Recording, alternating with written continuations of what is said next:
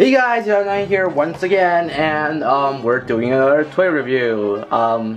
Yeah, it's been a while, hasn't it? So let's just get to the point here. This is a figure that I felt like I had to buy, or some people would try and crucify me because I didn't own the first Ultraman monster yet. Now, technically speaking, Gomez is the first Ultra Kaiju since he was in Ultra Q, but yeah, this guy was the first Kaiju to actually fight an Ultraman. So let's bring him in. Today we're taking a look at the 2000 version of Bemular from the original Ultraman.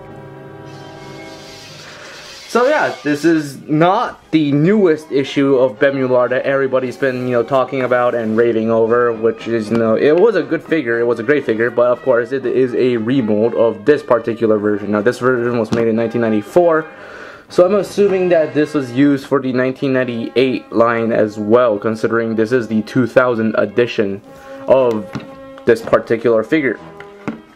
So before going to anything, let's first cover the articulation. Articulation on this figure, unfortunately, sucks very badly, since unlike the 2009 version, this version is hard vinyl. So usually in the 2009 version, since how soft the vinyl is, you can twist the head. But unfortunately, like on that model, the inner rings clash between the head and the arms. And since this version is it's hard vinyl, you cannot rotate the head without it getting in contact with the rings on the hands. It just doesn't work. Does not function. So that's that. Second, the other 2 points of articulation include, well, there's one more after that, but the other 2 points of articulation include the arms, which I don't even know why they rotate, considering the fact that Bemular doesn't ever use his arms, like, ever. Like, in the original episode of Ultraman, Bemular's arms, the suit actor didn't even put his arms in here. I'm not kidding. Like, his arms were, like, the suit actor's arms were legitimately still inside the suit, and the arms were controlled by strings. That just shows you how utterly despicable and useless these arms, I use that quote with very, very heavy quotations around them, are. The legs are in a solid pose. While I do like this pose, it does hinder the articulation, but it does allow a lot of the great sculpt to show off, which I'll talk about later. The tail is also a very gimped articulation point. Now in the new figure, of course, you can move the leg out of the way, but unfortunately on this figure, since it is hard vinyl, it is very difficult to do so. But if you really force it, the tail will rotate 360, but there really is no point, and I really can't find a really nice place to put the tail. It's a really weird looking, really stubby looking tail. But Bemular stands at a very good height, as you can see. So let's get on to the detail of this particular figure. Now, Bemular is tall, very tall, so it's not easy to get him. There we go. So as you can see, the detail is exceptionally good, and that's one of the reasons why the 2000 Ultra Monster series is my favorite Ultra Monster series overall, is because they introduced a lot of very, very good looking sculpts in their line. Well, not a lot of, but this is one of them. So the face, the complete derpiness that is Bemular's face is, captured very well here. The teeth are not individually sculpted, but the tongue is right there. The paint job, on the other hand, is lacking. It could use some more panel lining on the teeth, especially since, the teeth are not very well painted.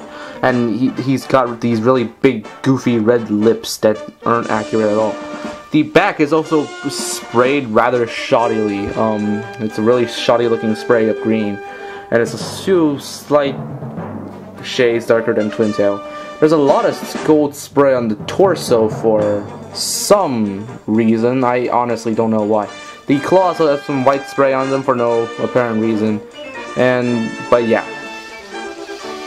The paint job leaves something to be desired, but the figure itself is sculpted fantastically. The body of the figure looks exceptionally great.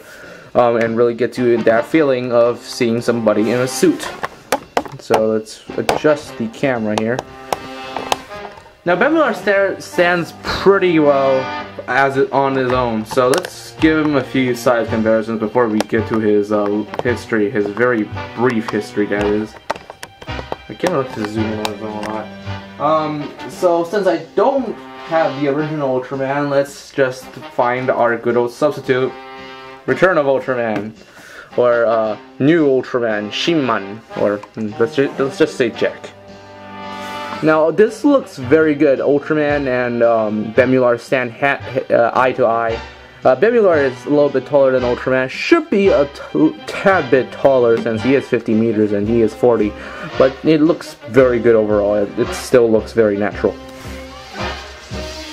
Now, just since this is the first monster to ever appear in, the actual Ultraman series, I wouldn't really say Ultra Q is part of the Ultraman series, even though it is officially part of the Ultraman canon because Ultra Q didn't have Ultraman in it. But let's just show off Bemular with a few of his successors. First of all, we have Alien Bolton 2. I don't have the original Bolton. I didn't really like the design. Don't kill me for that, please. And I thought that the original Bolton was a pretty pathetic weakling to begin with. Again, don't kill me for that, but it is true, in my opinion at least. They look pretty good together. Bolton is 50 meters, and if you count the top spike on Bemular's head, they're just about the same height, which is very good. A+. The next few batches of these are going to come from out of order, probably. I haven't seen the original Ultraman in a while. I prefer Return of Ultraman a whole lot more. But, yeah, I'll try my best. Antlar. Antlar looks a whole lot closer to the whole 40 meters thing than Ultraman does, because, he's a good chunk shorter than Bemular. And then, of course, this isn't the original Antlar skull, but this is the better looking one. At least, technically speaking. Next up, we have, whoa, new challenger, it's Jirus. Jirus doesn't look too bad with Bemular either. Jirus is 40 meters tall as well. And, if you just, if we say Jirus isn't this hunched, he'd probably, be pretty well sized for this. Again, I don't remember if Jirus is 40 meters, that's just coming off the top of my head. Godzilla. Or Gojira. Next up, we have Vanilla. Hi. Yeah, Vanilla's got, really human-looking hands, so, hi! Nah, it's not his review yet. Vanilla looks okay. Again, I think he is 40 meters about, but, don't quote me on that. They look okay together. I mean, most of the original Ultraman's monster heights hovered between 40 and 50 meters. Sometimes going to 55, not necessarily all the time, and pretty rarely. Next up, we have Aburas. The cheap Red King knockoff that, he is, even though I like him better than the powered version. His interpretation. I mean, seriously, this figure is basically the original Red King figure with a new head. Like, even the legs, even the pudgy legs are the same. And they still don't stand up well, even after all these years. They look fine together. Again, Bemular didn't fight him. Bemular didn't fight, almost anybody. Bemular wasn't exceptionally popular as a monster, actually. There's very few media that really reference him at all, besides just the original Ultraman. And he was brought back for the 2009 movie, the Ultra Galaxy Legends movie. Problem being that he was just there to be a tribute with, and Mebius killed him pretty easily. Next up, we have the Prince of Monsters, Gomora. And they look fine together, I guess. Gomora, I don't really like him, but I have this figure anyway. Next up, we have Gubira. Gubira's just here for, for fun. I don't know how this is supposed to work. I honestly don't. Next up, we have Dorako, or not Dorako, Terrestone. This is the most of these figures are the only molds of them in existence besides Gubira. Gubira got a new release, but I didn't pick that one up. Didn't seem necessary. Doesn't look too bad. Telezon should be a little taller than Bemular though. So yeah, kind of forgetting who I'm reviewing. Dorako doesn't look too bad either, and of course this is revived Dorako, and this is a custom paint job. So yeah, the real figure doesn't look nearly as color accurate. Even though mine's not the best, it's still more accurate. Next up, we have Bemular, and Bemular's figure is really weird for any sort of anything because he's lopsided. I'm not kidding. Like, he came this way, so yeah, Bemular is lopsided. You know, hopefully it didn't discourage too many of you from buying him. It's a really fun figure. Looks okay. And finally, since I don't have Zeton yet, I'll just show off the last Ultraman monster I have, which is Kira. They don't look too bad together. Kira should be a little taller, but that is fine the way it is. And finally, for the fact that I am the fan of Dyna that I am, we're bringing in Monsterger. Oh wait, this is not the usual Monsterger that we're used to seeing. Yeah, I bought another one. You know, bet you didn't expect me to say that. Well, actually, you should have expected it if you know me at all. So yeah, I bought another Monsterger. The Monsterger had his nose chipped off, so I gave him a full new nose. It's a little weak, but you know, some glue should fix that. Gave him a new paint job so that the white pieces didn't look so awkward, and gave him the new head dome for Monsterger 2 standards. So yeah, we've got, you know, new Monsterger now. But it's the same figure as before, so you know, same comparison. And this doesn't look too shoddy at all. Well, actually, it does look exceptionally shoddy. Monsterger should be about this tall, but you know, they are a part of the 6-inch line, and since in the Heisei era they buffed up the monster scale, doesn't look too bad from my point of view. So yeah, that's about it. For a short history, because I really, you know, you really can't ramble on Bemular for too long about his history. Bemular was a prisoner in the space prison, or Uchu Kyoboku. You know, that really makes me, you know, speaking of that, that really makes me wonder, like, how many people have been imprisoned in that prison and the Ultraman on guard let them loose? Like, seriously. Take a moment to consider this, you know, with me for a second here. Now now most fans would probably know about the space prison from the Ultraman Zero, the first Ultraman Zero movie, Ultra Galaxy Legends, where, you know, that's where they were holding Ultraman Belial. But the problem with that theory was the fact that this whole concept has been brought up before. Yeah, in the original Ultraman. Ultraman was on guard when Bemular was held in the space prison as a violent monster, and he escaped when Ultraman was off on his coffee break or whatever, and Ultraman had to chase them through the galaxy, and eventually Bemular landed on Earth. So that's the first prisoner that, you know, somebody let escape from that prison. Our second example, of course, is, you know, friggin', what's his name? Doroban. Yeah, Doroban was in the space prison for during a war in space that was talked about during Taro, but never fully extended. And Ultraman Jack let him loose because he was, I don't know, off on his coffee break. I don't know. So that's the second person we let loose. Then there was Ashuran from Ultraman Leo. Yeah. While Jack was en route delivering the monster ball to Dan or Ultra 7, he escaped. And then he intercepted Jack on the way and brutally beat the hell out of him.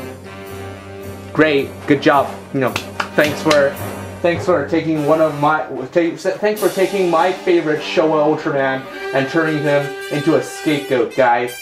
Yeah, really appreciate it. Yeah, but, you know, whatever. This isn't my place to ramble about, you know, what Tsuburaya did to, you know, this poor sucker here. This is my, you know, place to ramble about the figures. So, let's get back on topic. Bemular came to Earth in the Blue Sphere, of course. If I bought the Bemular and Ultraman box set, the